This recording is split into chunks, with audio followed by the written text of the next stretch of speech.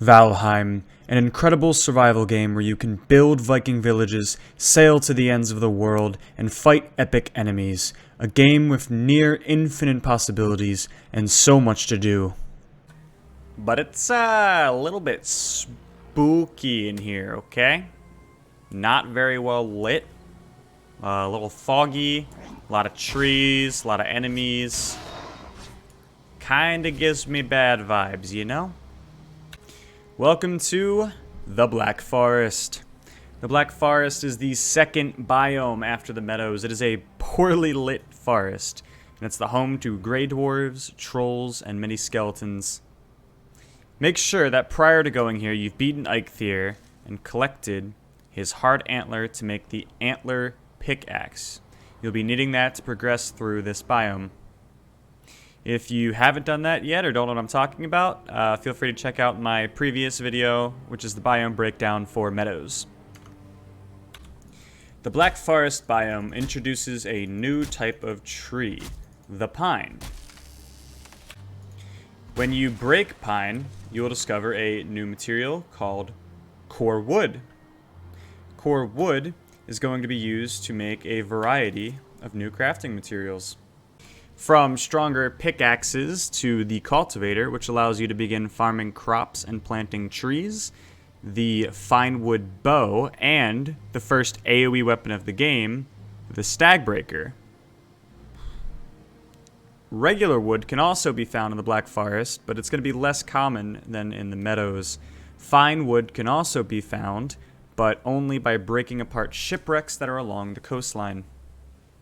The key resources that you can harvest around the Black Forest are thistle, blueberries, yellow mushrooms, and carrot seeds. Thistle is extremely important, and I recommend stocking up on it while you are here, because it will be key to progressing through the game. It is used to make powerful mid-game food options, such as sausages and blood pudding, as well as the poison resistance and frost resistance meads, which are going to be required for entering the next two biomes.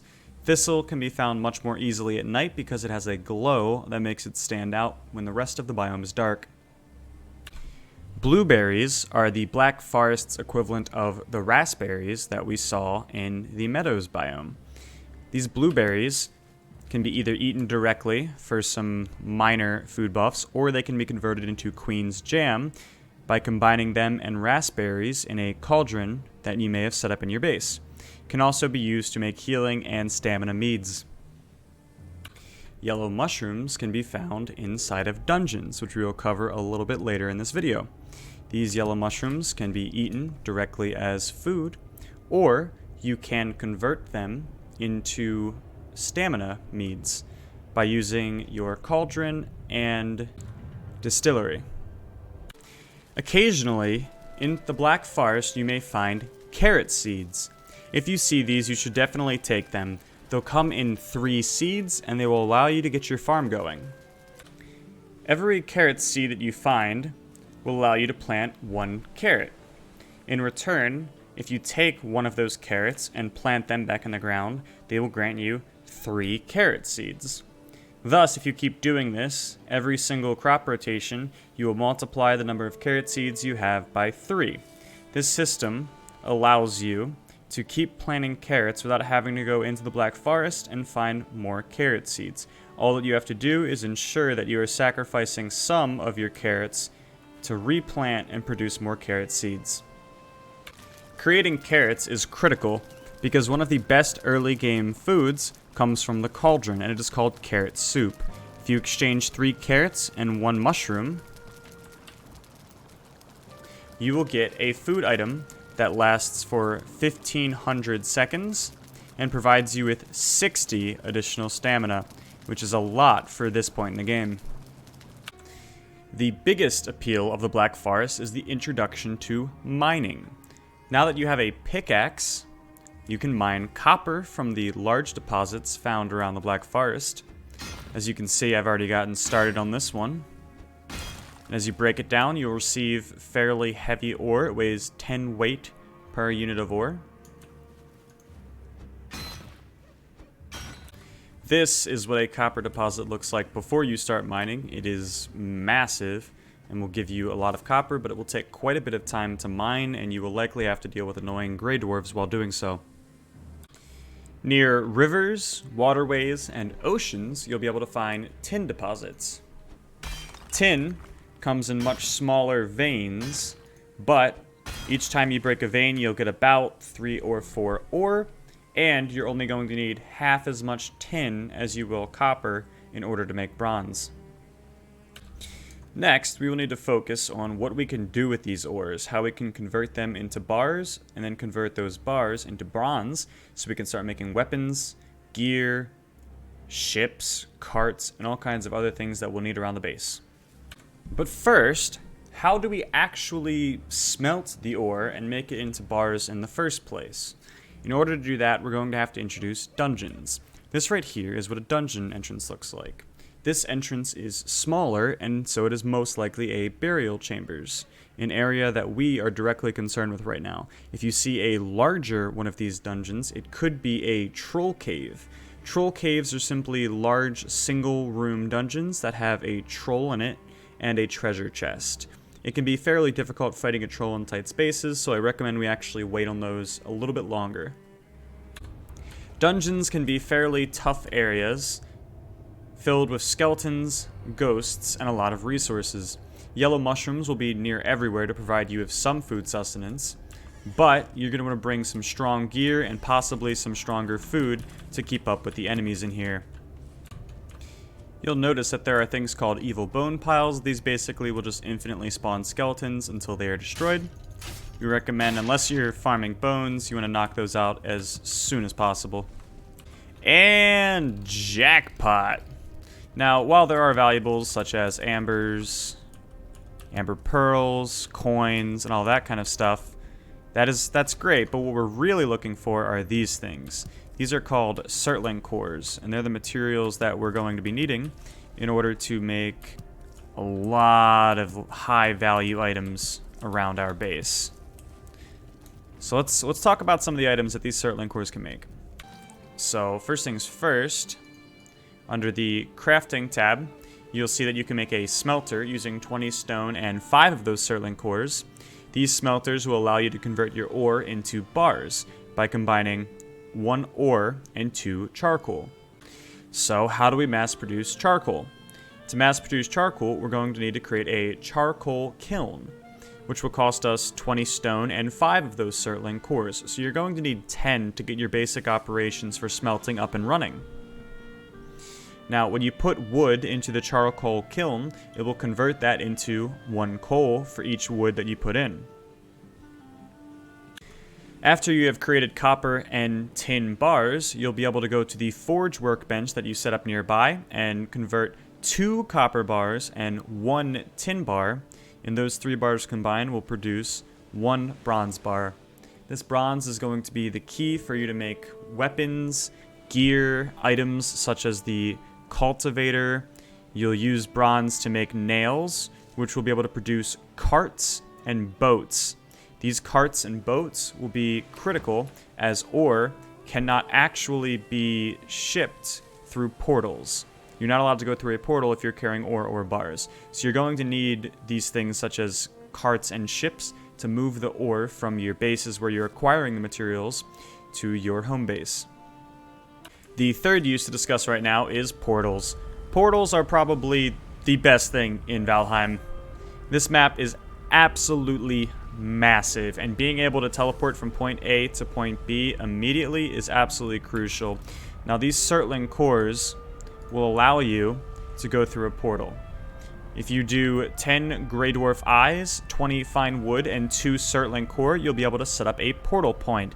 If you use those same materials again to build a second portal somewhere else, you will be able to link the names. For example, here we set portal tag starter for our starter base, and in one of our secondary bases, we made a second portal, which we also named starter, and now I can walk through this portal and get to my other base instantly, so long as I'm not carrying any ore or metal bars. This allows us to transport any other materials we have, including as well as our bodies, instantaneously. And here I am now in the secondary base, and if I want to return to my primary base, I can just walk right back through.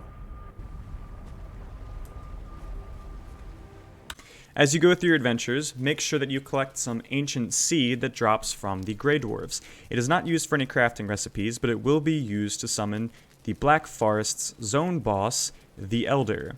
Killing the Elder is necessary to advance past this biome into the next one. Now, how do we find the Elder? Well, we're going to have to find his Vegvasir somewhere in the Black Forest biome. Each world will have the Vegvasirs in different places. Ours, we were lucky, it happened to be just right next to our base. By doing some simple exploring and looking at the various ruins, stone towers, and dungeons throughout the zone, you are likely to find your Vegvasir.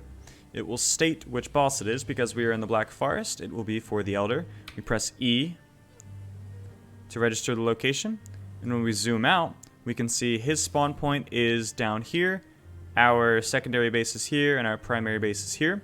So we likely can go from our primary base southeast until we find a spawn point. We might set up a portal or a mini base there, and we'll be able to fight him, finish out the Black Forest biome, and then move into the following biome. Once we defeat the Elder, we will be given items called Swamp Keys. Now these items are necessary to progress through the following biome, which is the Swamp. It allows us to open the Swamp's dungeon equivalent, and inside of there we'll be able to mine iron scrap so long as we have a bronze pickaxe or higher. As one final note, somewhere in your world there is a merchant that hides within the Black Forest biome. Now this merchant is where you spend all of that gold and those valuables that you've been gathering so far. We can't really promise where he will be, we just know that he's going to be somewhere in the Black Forest biome. As you can see, we started in this area, and he was all the way up here. So you're really going to have to explore a lot of the world to find him, and you may be several biomes ahead before you finally discover him.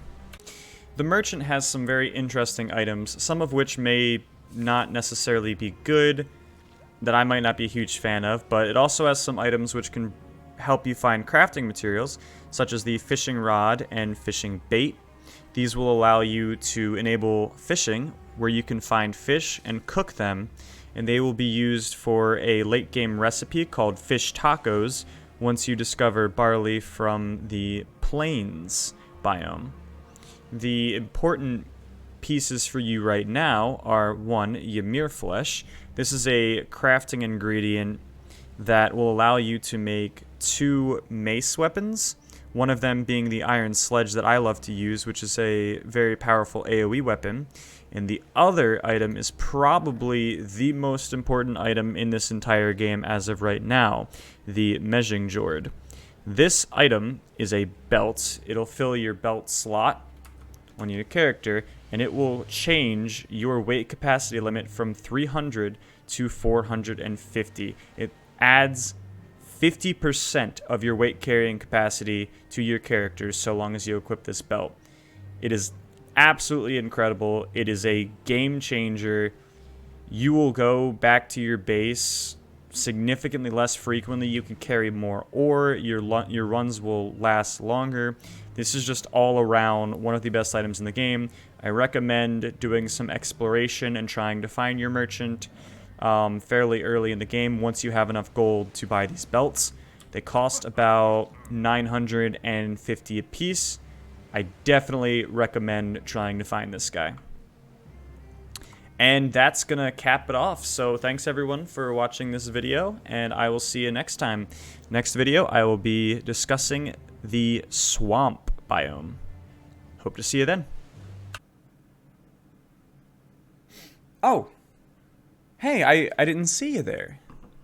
Wow, you watched all the way to the end. You madman. Thank you. I appreciate that. Now, I know normally this is where people say don't forget to like, comment, subscribe, ring those bells, but I'm going to try using the reverse psychology approach. Don't like, don't subscribe, don't ring that bell. And whatever you do, do not go to Twitch and look up Captain Rob Games.